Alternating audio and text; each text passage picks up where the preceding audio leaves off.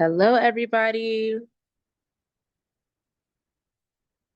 Hi, Gregoria, Ashley. Today, so our champion song for the week was Flashlight. One, I love that song. I think it's super cute. It's also inspirational, just reminding us that we should be there for each other, shining light to one another as we go through various things throughout life. Because as we always discuss, there's always going to be something, but it's about how do you navigate it? How do you deal with it? How do you really show up as a light in the world when there's just so much darkness that's happening every day? So today we are going to talk about stocks, bonds, and real estate. So the workshop introduces the foundation of investing by breaking down how stocks, bond, and real estate creates long-term growth. So we're going to learn how stocks build wealth through ownership, how bonds provide stability through lending, and real estate generates value through property appreciation and rental income with clear explanation, real solid examples, and an emphasis on diversification. So we're going to gain confidence to make informed financial decisions without needing the experts, without needing to be the experts, but hopefully we can become the experts ourselves. So if you guys are with me this morning, can you guys please put some flashlights in the chat box? It can be a flashlight, it can be a lightning ring, it can be that little light thingy, whatever it is, but just light.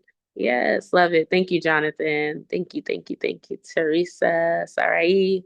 Awesome, flashlight. And then we're lending light to how we can become better at money making, investing, learning about stocks and bonds and real estate. So last week we covered mindset fundamentals. We basically discussed how can we better our mindsets in order to have a clear vision and set intentional goals, creating direction and purpose. We learned how SMART goals stretch challenges us and also allows us to step outside of our comfort zone. We were strengthened. We talked about our resilience and personal growth with curiosity, reflection, and consistent effort. We gained the tools to grow, to challenge ourselves, and show up as our best selves in weeks ahead. All right, so our learning objectives. Um, I will call on somebody who will start off our popcorn. Who are we going to call on? You can go ahead and pick Joanna. Okay. I'm gonna call on Sarahi. Okay, sorry, you're gonna read the first one. You're gonna read the first learning objective, and then you're gonna popcorn it to somebody else. Understand how stocks, bonds, and real estate work as an investment tools throughout ownership, lending, and property income, and how risk, time, horizon, and compound affect long-term results. Awesome. Who are you calling on? On Teresa. Distinguish between investment options like individual stocks, index funds, bonds, and REITs, and see how diversification reduces risk and supports steady growth. Boom, boom, And boom. I choose Michelle. All right, Michelle, it's your time to shine. Identify when and why investors choose each asset type based on goals and risk tolerance, and learn how they work together in a balanced portfolio for long-term security and wealth building. Awesome. Wealth building. That is one of my, what we say, it's like a double word, I guess, but it's one of my favorite words. Wealth and building. So both are my favorite words, but together it's even better. All right, so we're gonna do our polls right now. And Joanna's gonna help us launch these polls. The first question is, What scares you most about investing? The second one is, what would motivate you to start investing? Number three, if you had to choose which type of investment seems safest to you, what would it be? So you guys go ahead and start pulling away.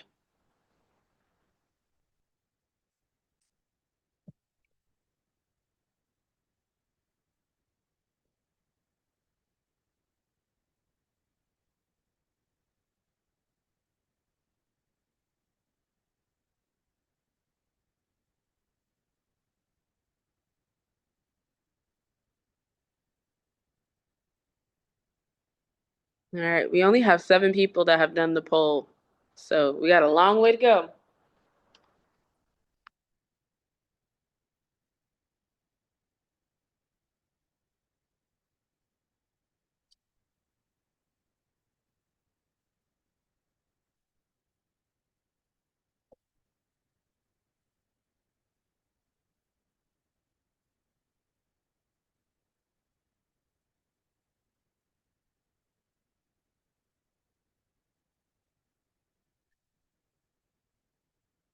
We're still waiting on 6 people.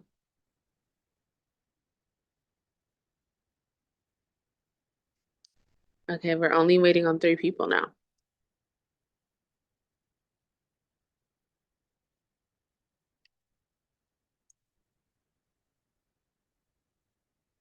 Okay, we're at 100%. So, majority of people said losing money scares them the most. When they talk about motivating you to start investing, it's to building long-term wealth. That's wonderful. And then if you should choose what type of investment seems safest to you, majority of you said real estate. Okie dokie. So we are going to call on some people so that we can discuss this more. Joanna, can we start with one of our student leaders?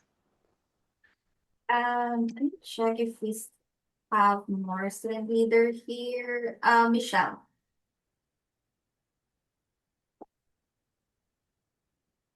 What was the question?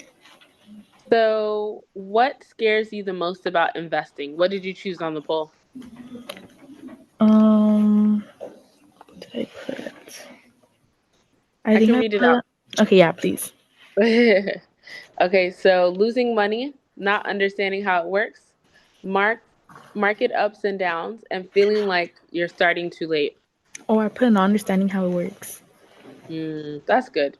Because most times if you're ignorant about something, you can't even, especially when it concerns money, it's really important that you have an understanding before you like dive into things. So that makes sense. Okie dokie. Okay, can we call on a male, Joanna, to answer the next poll question? I'm gonna call on Zoe. Okay. Can you see what I chose? Yeah, for number 2. What would motivate you to start investing? Building long-term wealth, extra income from dividends or rent, advice from someone you trust, or curiosity about how money grows? It could be all of the above.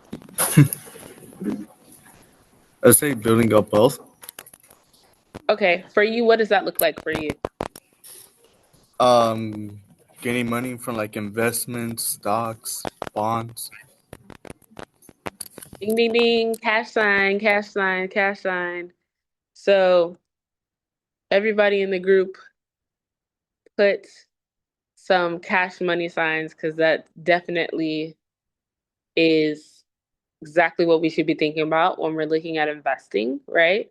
So, building long-term wealth can look like many different avenues, which is what we're going to discuss today. So just basically try to figure out what works for you and what is the best method for you. It may be all, it may be some, it may be none. This may not be the avenue, but it's a good it's a good point to have an understanding, at least. Okay, number 3. Who are we going to call on, Joanna? I'm gonna call on Andrew. Okay. Andrew, if you had to choose which type of investment seems safest to you, what would you do? Probably real estate. Majority of people chose real estate. Why did you choose real estate?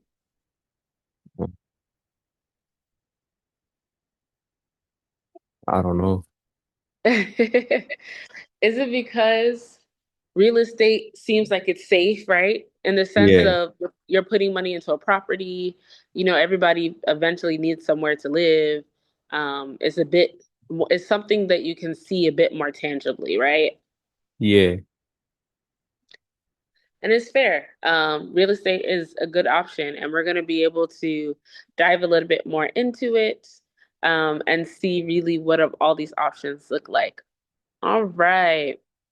We can start going into our slides. Thank you for everyone that participated.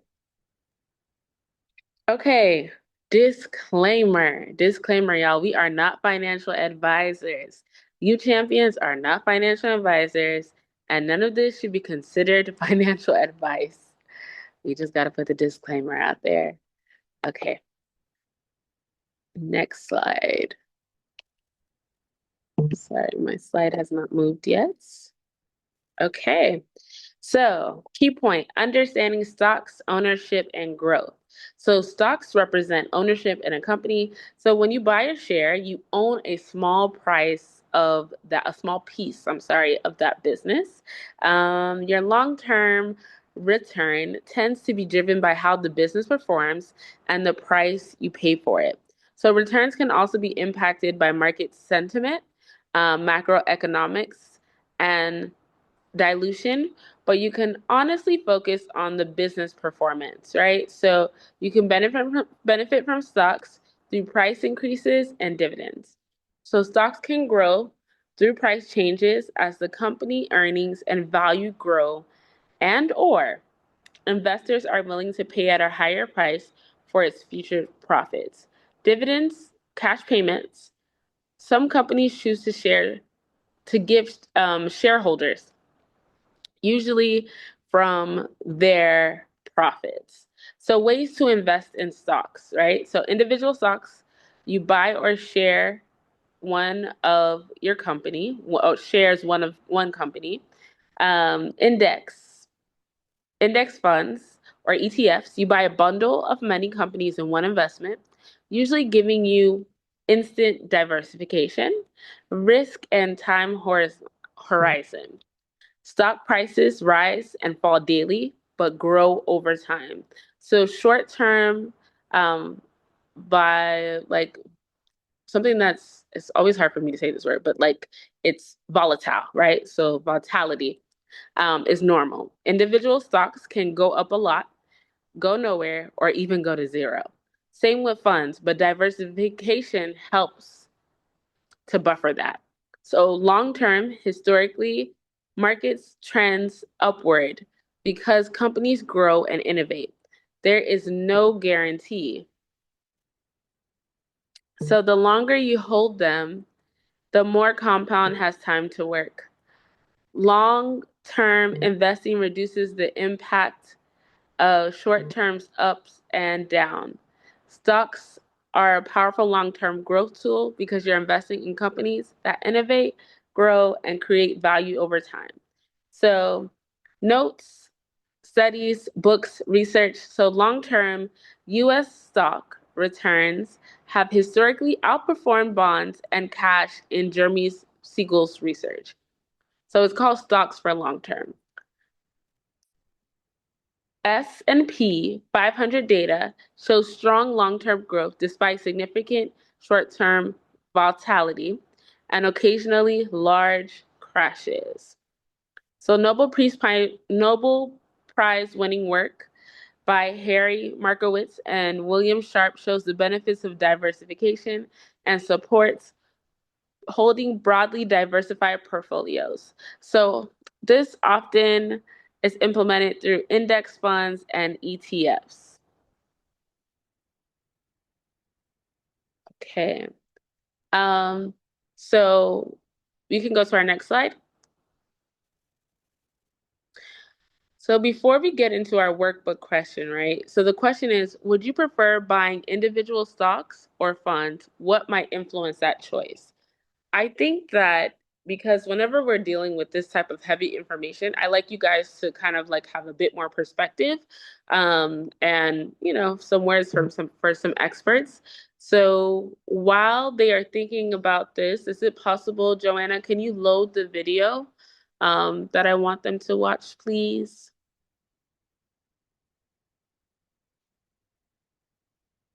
And just continue to think about, would you prefer buying individual stocks or funds, and what might influence that choice? And hopefully this video can also help you with that. Okay, you can press play when you're ready.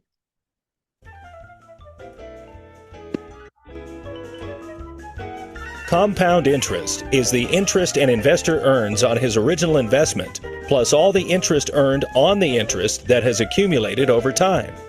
It is easier to think of compound interest as interest on interest. To understand compound interest, let's first look at simple interest, the interest earned on the original principal only. Suppose you deposit $10,000 into a high-interest savings account at a 5% simple interest rate for 3 years. The interest you earn each year is 5% times $10,000, which equals $500, for a total of $1,500 of interest at the end of year 3. $500 plus $500 plus $500. Now instead, suppose that you deposit the same $10,000 at 5% interest compounded annually. In year 1, the interest you earn is the same, $500. But in year 2, the interest you earn is 5% times $10,500, the original amount plus the interest you earned in year 1. So the second year's interest is $525. In year 3, you earn 5% interest on $11,025. $10,000 plus $500, year 1 interest, plus $525, year 2 interest, for an interest payment of $551.25. In total, you earn $1,576.25 in interest over 3 years with compounding interest versus $1,500 with simple interest, a difference of $76.25. The effect of compounding becomes especially powerful over longer time periods as the amount of earned interest becomes larger and larger.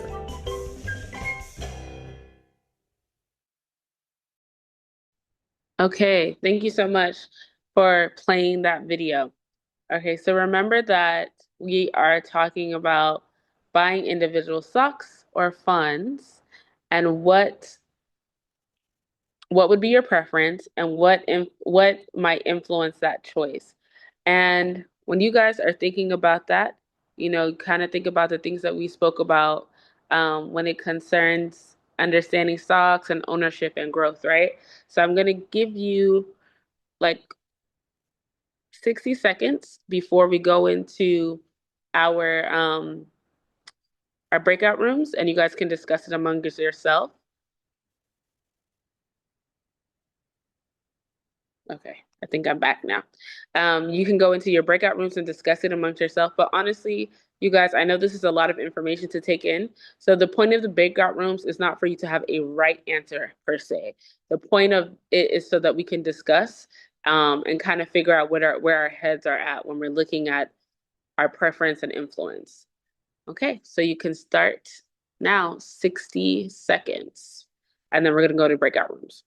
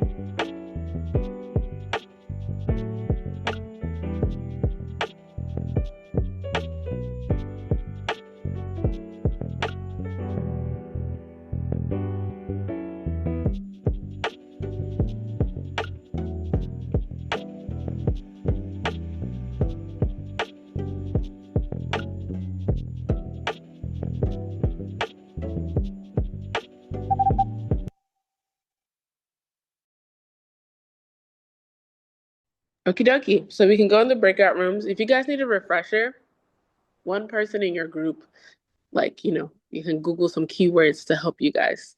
So I don't want you guys to feel stuck when you're in your rooms. So we can launch into the great breakout rooms now. Are we doing it for 4 minutes, Maliz? Yes, please. Okay. All right, guys. See you later.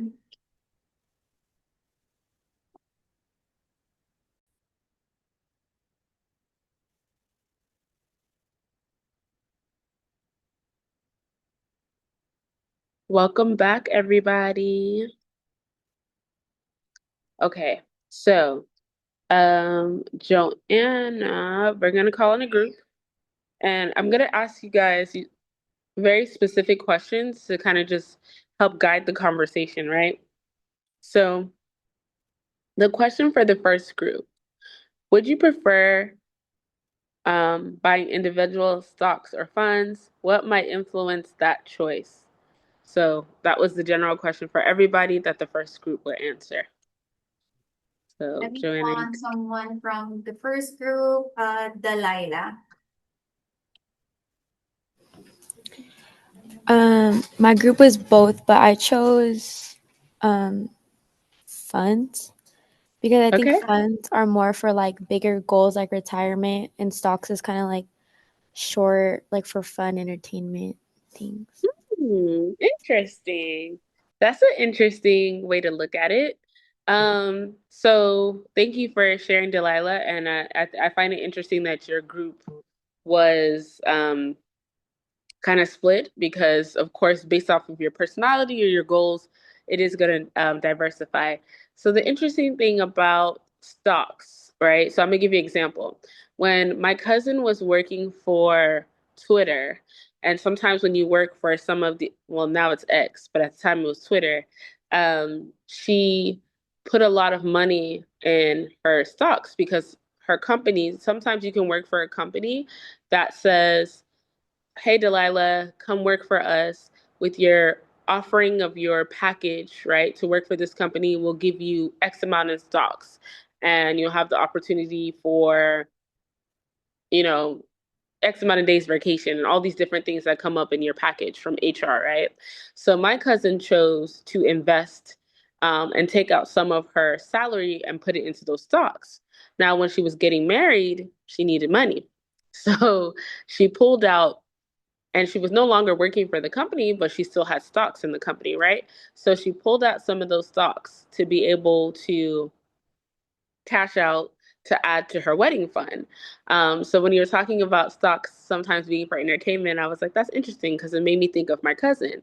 Now, funds also, it may seem long term, but it could be short term, at least from what I know. And it's just depending on how you want to diversify, your portfolio, like investment portfolio.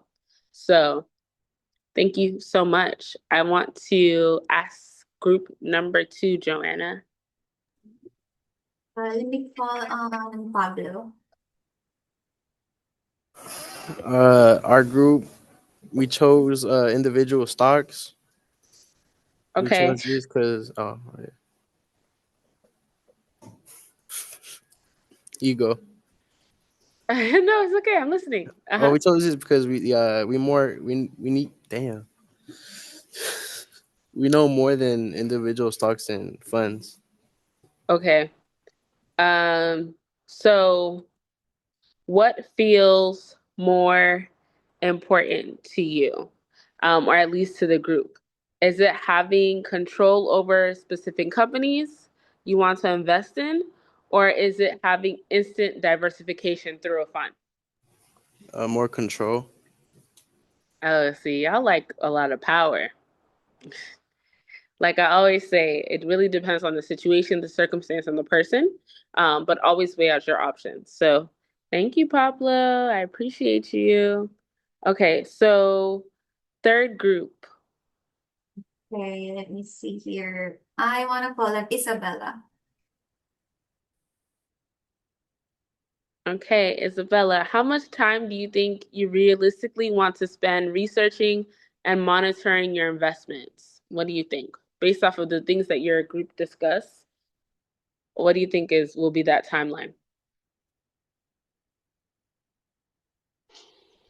Wait, can you repeat the question?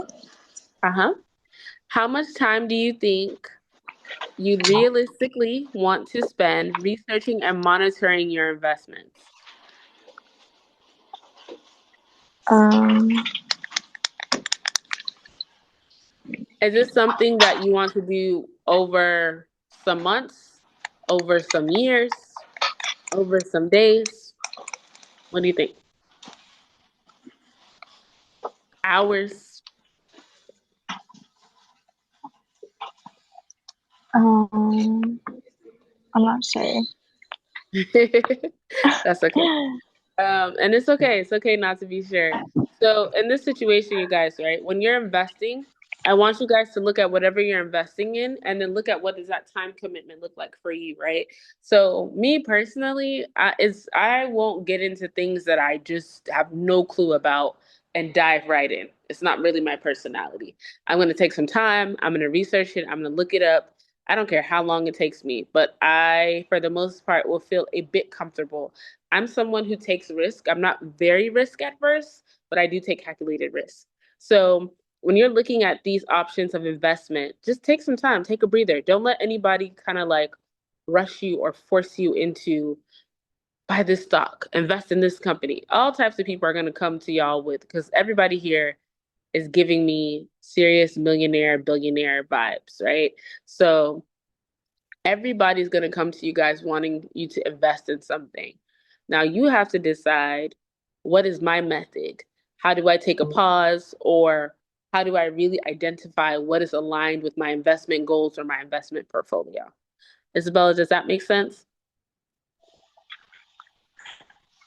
Yeah, Are you sure? yeah. Okay, no problem. We can call on the next group and we're going to discuss what matters more to you, the potential for higher returns from individual stocks or the stability of a diverse or of diverse funds. Okay, let me call on Soleil.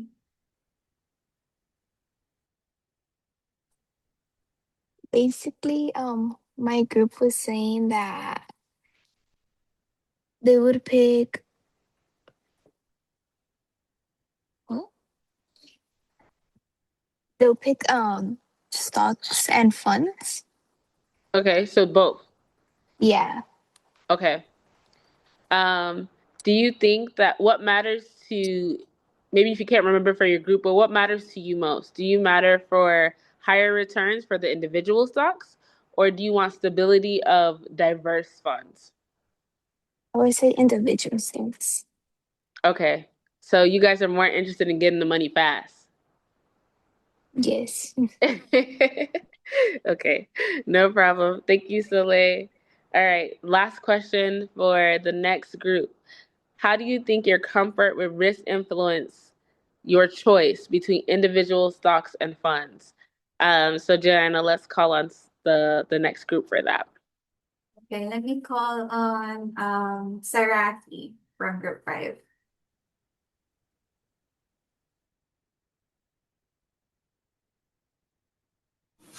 Do I answer the first question or the second one? You can answer both, so you can start with the first one. Oh, okay. So, my group said that they would prefer individual stocks because, like, they said it was easier to manage because it just like sits there and like grows by itself. And Okay, that then for makes like sense. what might influence that choice is like hearing from people who have done it and have Mm. like success, like became successful like out of it. Yeah, very, very true. Very, very true. Okay, that makes a lot of sense. Thank you so much for sharing. All right. You guys are very wise human beings. I think that you have a good future in investing. Makes sense. But my only fear is a lot of you guys want quick money and life isn't always so quick. So Sarahi, how do you think your comfort with risk influence your choice between individual stocks and funds?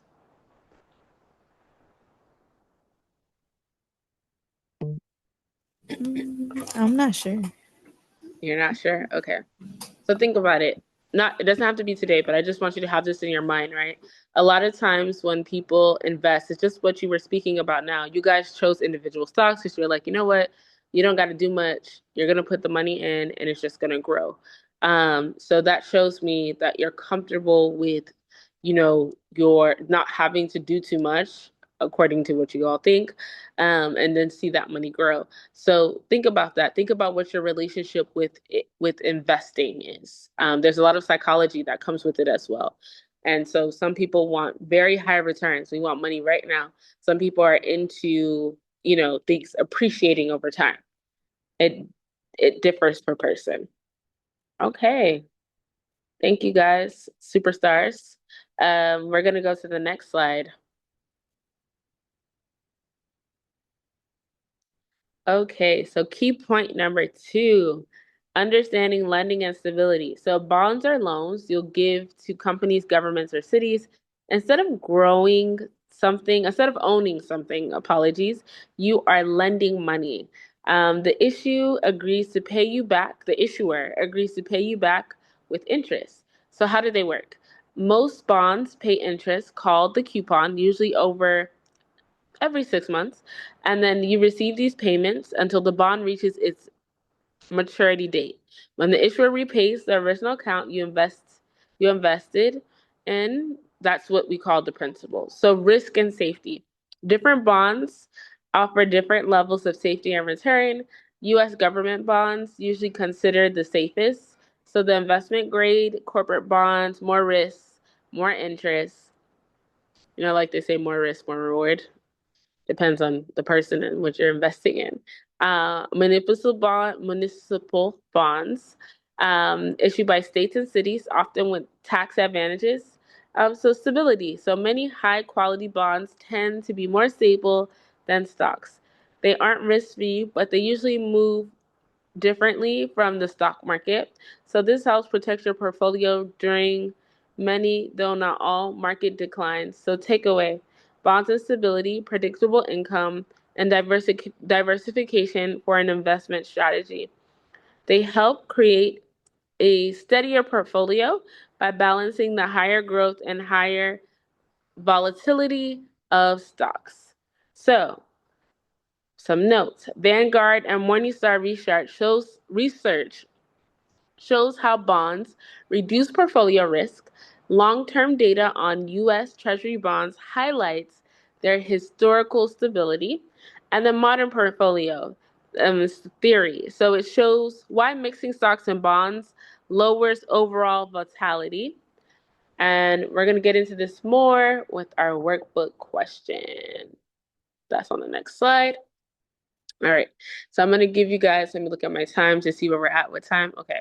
So I'm going to give you guys about 40 seconds to think about what situations in life might make adding bonds more important for you.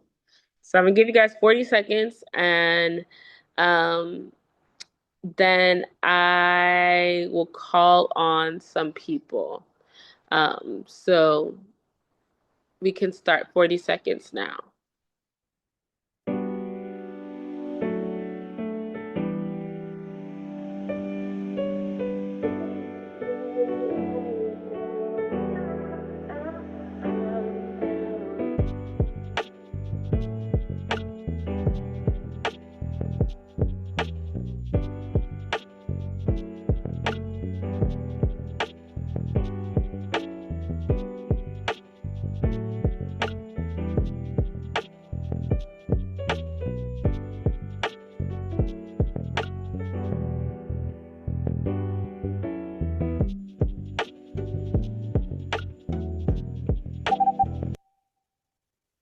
Okie dokie.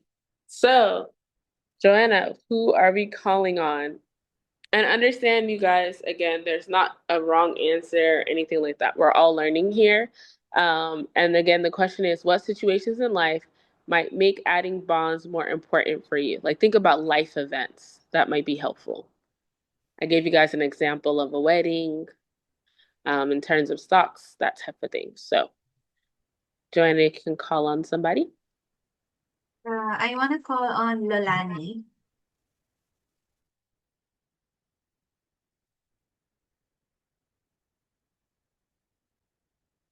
I don't have an answer. Leilani, you got to give it a try. Just think about a life event potentially. Just give me, okay, you give me a life event. It doesn't have to be connected to this per se, and then I'm going to help us draw the connection.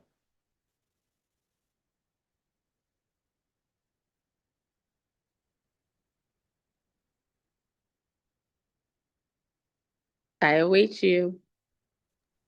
I don't know. I'm sorry. Okay, so do you plan to further your education? Yeah, Okay, how do you plan to do that? Where do you plan I'm to go? going to college.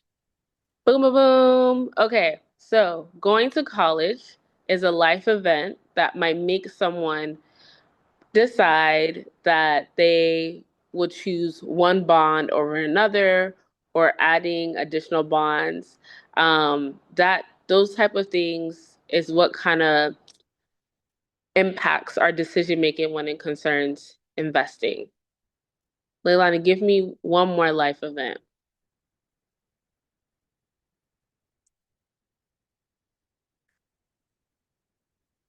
Do you plan to be in a relationship for the rest of your life at one point? I don't want to answer because I don't know. That's okay. No problem. It's fine. So, even though, for example, where I was going with that was marriage. Marriage is another thing that might, make you think about the type of bond that you invest in. So, even if you don't know today, just think about these things for the future. Um, So, another question is, how would your investment choices change if you knew you needed money in a short amount of time? Joanna, can you please call on somebody? Okay. I want to call on Emiliano.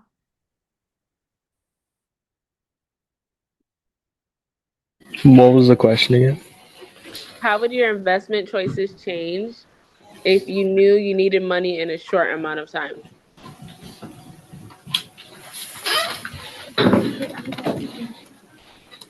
I probably wouldn't invest much because like I need to I need to focus on getting the money to where it needs to go.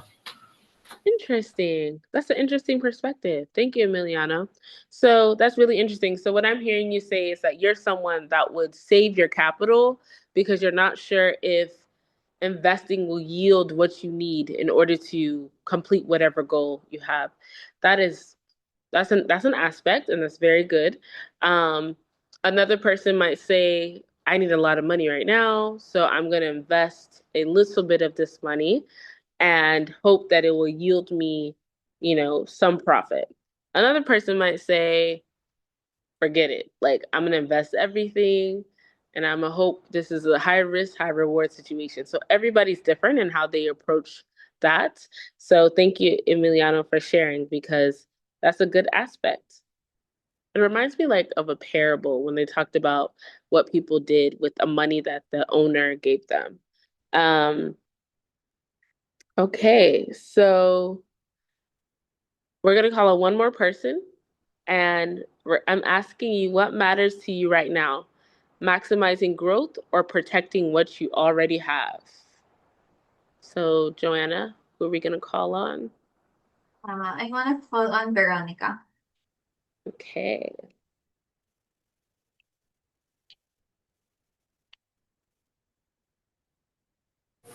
What's the question?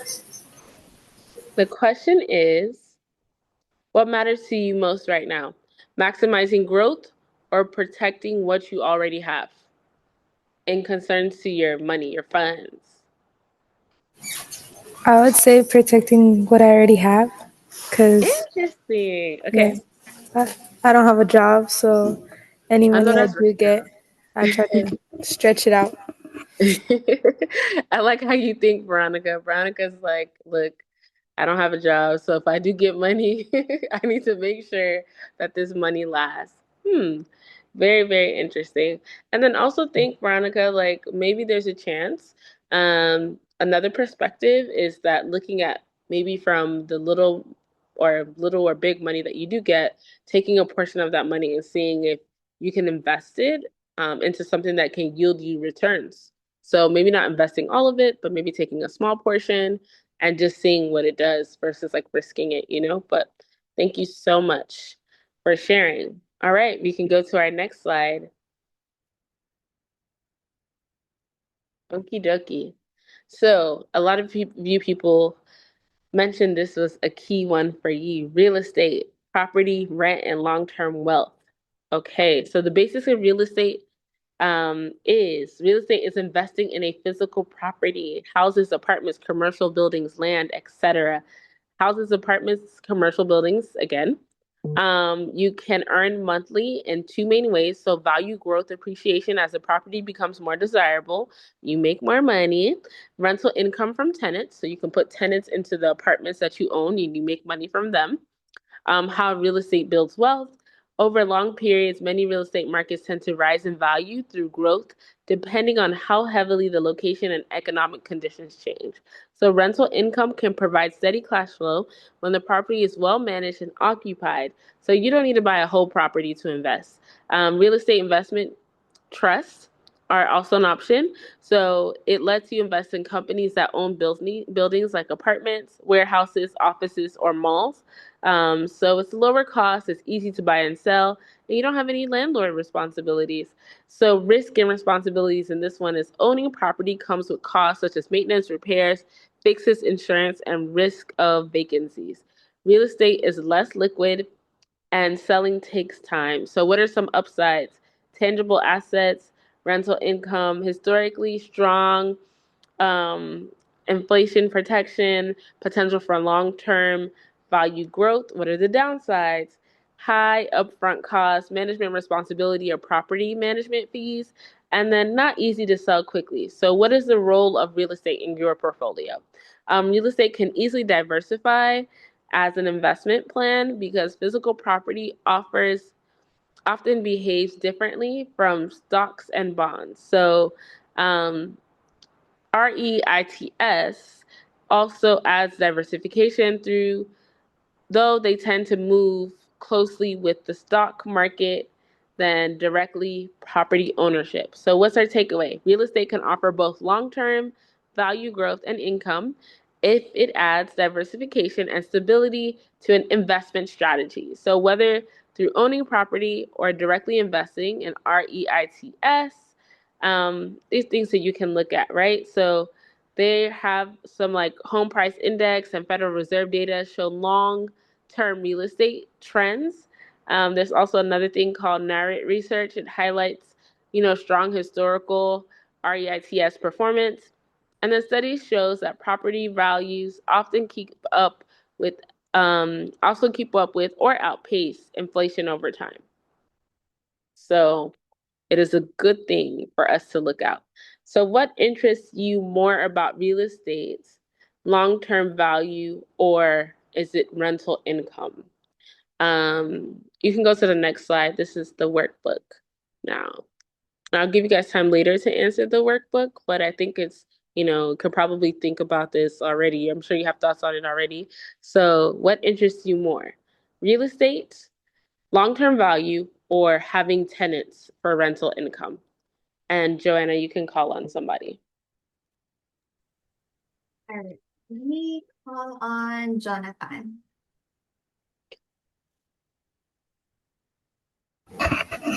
What interests me more about real estate would be the long-term value. Okay.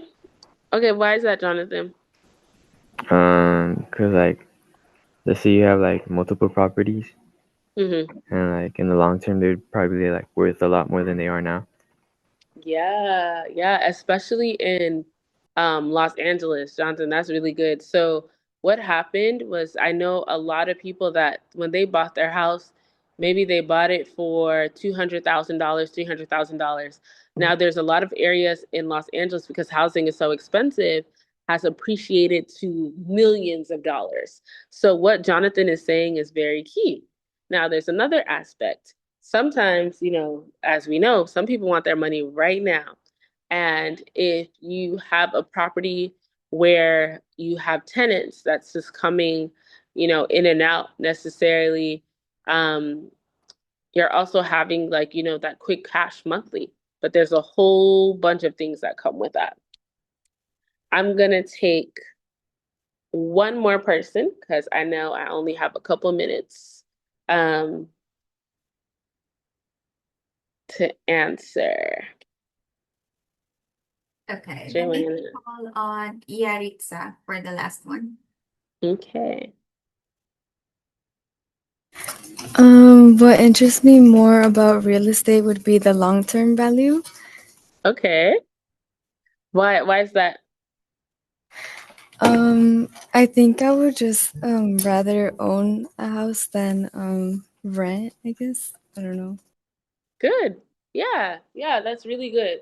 So the thing about renting, right, guys? So let me give you an example. Ownership is always best, but make sure you're being an owner at the right time, right? When it's good for you. Sometimes because ownership has so many things that are a part of what that looks like. Always do it at a time when you think like, am I ready for the responsibility of being an owner?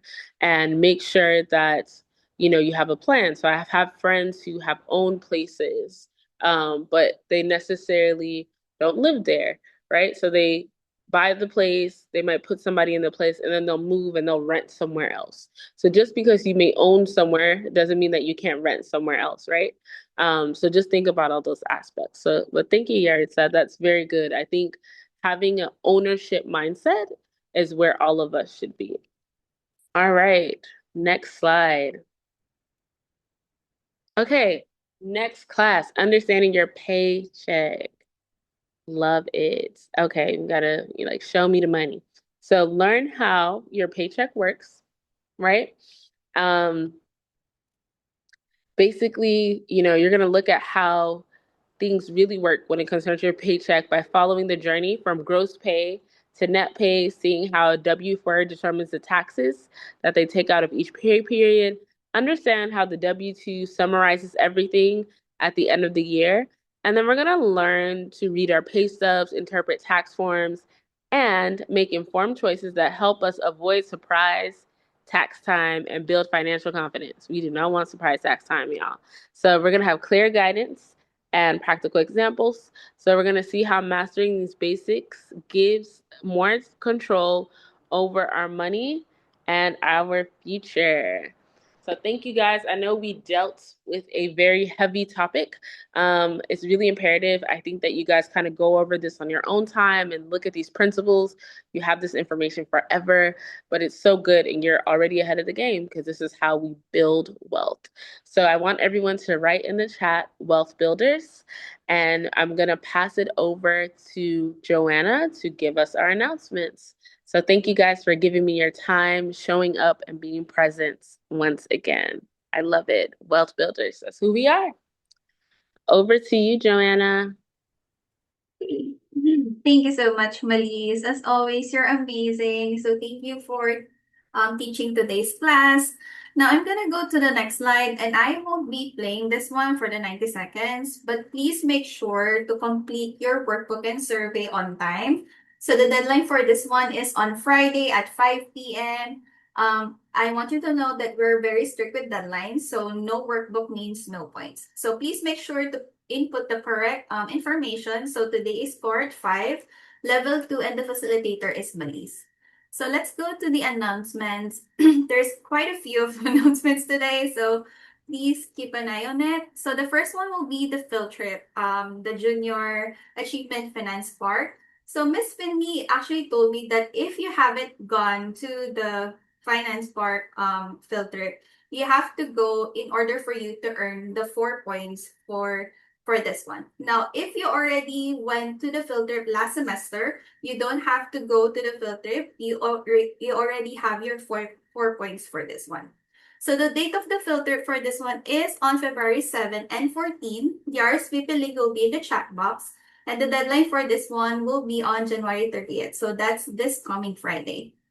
So the next one will be the Ignite Speaker Series. Our speaker is Miller McCoy. So the top title is From Passion to Paycheck, Turning What You Love into a Real Business. So the date of the Ignite is on February 2nd. The RSVP deadline will be this coming Friday as well, January 30th. And the link for the RSVP will be in the chat box. The next one will be about the student leader. So we are opening up the student leader form for this semester. So if you're interested to be a student leader of your class, like the ones that we have right now, leading the breakout rooms and all of those things, please fill out the form that will be in the chat box. The deadline for that one will be on February 12 at 5 p.m.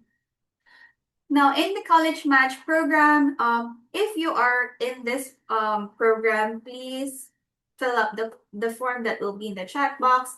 This is for us to just to keep track on all of the students that are involved in the college match program. Now, the next one will be about free Mustang immersive experience. So you will get a chance to experience this for free. Now we will be putting the step-by-step process on the chat box.